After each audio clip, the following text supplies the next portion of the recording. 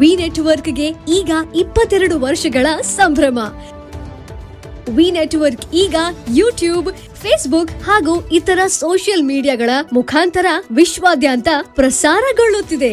ನಿಮ್ಮ ಸುತ್ತಮುತ್ತ ಆಗು ಹೋಗುಗಳ ಬಗ್ಗೆ ನಿಖರವಾದ ಮಾಹಿತಿಯನ್ನು ತಿಳಿದುಕೊಳ್ಳಲು ವಿ ನೆಟ್ವರ್ಕ್ಗೆ ಲೈಕ್ ಮಾಡಿ, ಶೇರ್ ಮಾಡಿ, ಸಬ್ಸ್ಕ್ರೈಬ್ ಮಾಡಿ. ಹುಕ್ಕೇರಿ ತಾಲೂಕಿನ ಸಂಕೇಶ್ವರ್ ಹತ್ತಿರ ಕಮತ್ನೂರ್ ರಾಜ್ಯ ಹೆದ್ದಾರಿಯಲ್ಲಿ ಕಬ್ಬು ಬೆಳೆಗಾರರಿಗೆ ಯೋಗ್ಯ ಬೆಲೆ ನೀಡುವಂತೆ ಆಗ್ರಹಿಸಿ ಕಳೆದ 1 ವಾರದಿಂದ ಬೆಳಗಾವಿ ಜಿಲ್ಲೆಯಲ್ಲಿ ವಿವಿಧ ಭಾಗಗಳಲ್ಲಿ ರೈತಪರ ಸಂಘಟನೆಗಳು ನಡೆಸುತ್ತಿರುವ ಪ್ರತಿಭಟನೆಗಳು ನಿಲ್ಲುವ ಸೂಚನೆ ಕಾಣುತ್ತಿಲ್ಲ.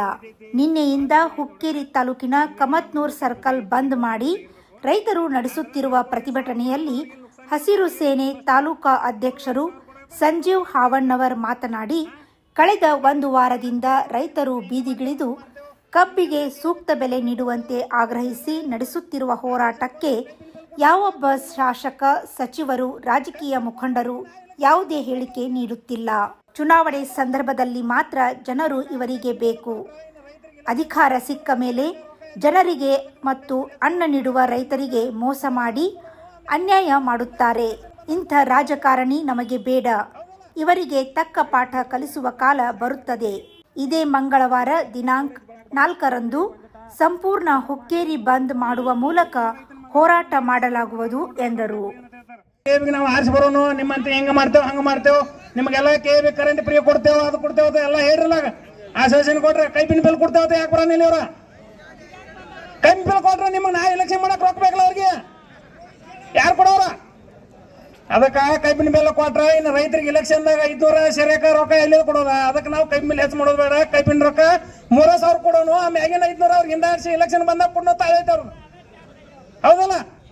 ನೀವು ಯಾವಾಗ ಹೆಚ್ಚತ್ಕೋರು? ನೀವು 3,500 ಕೊಟ್ಟರು ಅವ್ರಿಗೆ ಲಾಸ್ ಇಲ್ಲ ಅನ್ನೋದ ಸ್ಪಷ್ಟವಾಗಿ ನಮ್ಮ ರೋಹನ್ ಪಾಟೀಲ್ ಹುಡುಗ ಹೇಳ್ಬಿಟ್ಟ. 4,500 ಕೊಟ್ಟರು ಅವ್ರಿಗೆ ಲಾಸ್ ಇಲ್ಲ, ಆದ್ರೂ 3,500 ಕೊಡ್ರತ ನಾವು ಬಿಡತ್ತೇವು. ಇನ್ನು ರೈತರು ಯಾವಾಗ ಒಗ್ಗಟ್ಟಾಗೋದು? ನಾವು ದಯವಿಟ್ಟು ಏನು ಹೋರಾಟ ಇಲ್ಲ, ಇದು ಹೋರಾಟ 3,500 ಕಬ್ಬಿನ ದರ ತಗೊಂಡ ಹೋರಾಟ ನಾವು 8,000 ಅಲ್ಲಿವರೆಗೆ ನಾವು 8,000 ಏನಂತ ರೈತರೆಲ್ಲರೂ ಅದಕ್ಕೆಲ್ಲ ಟಿವಿದಾಗ ಏಕ್ ಸಕ್ಕೆ ಬಿಡ್ತಾರೆ ದರ್ಶನ ಪರ್ಸೆಂಟ್. ಈಗ ರೈತರು ತಂದ ಬಾಯಿ ಒಟ್ಟು ಭಾಷಣ ಬಿರ್ಲ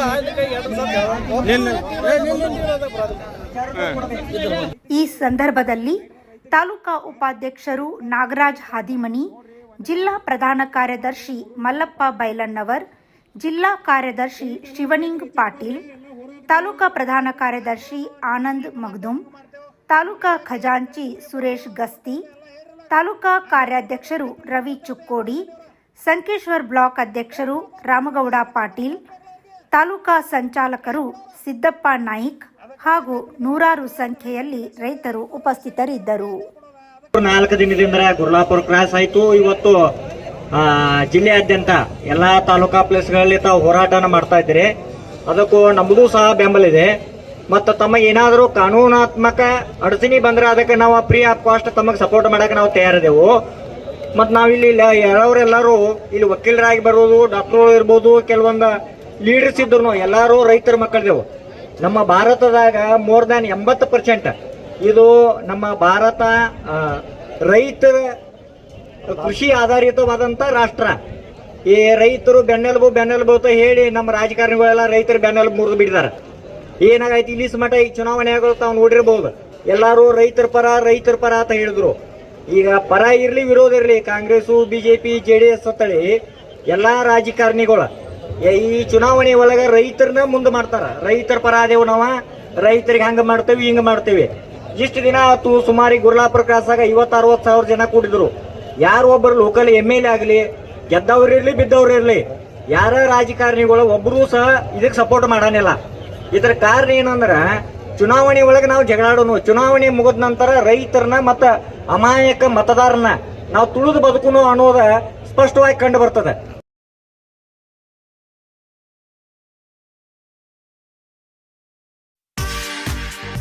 ಮಹೇಂದ್ರ ಗೋಲ್ಡ್ ಹುಕ್ಕೇರಿ.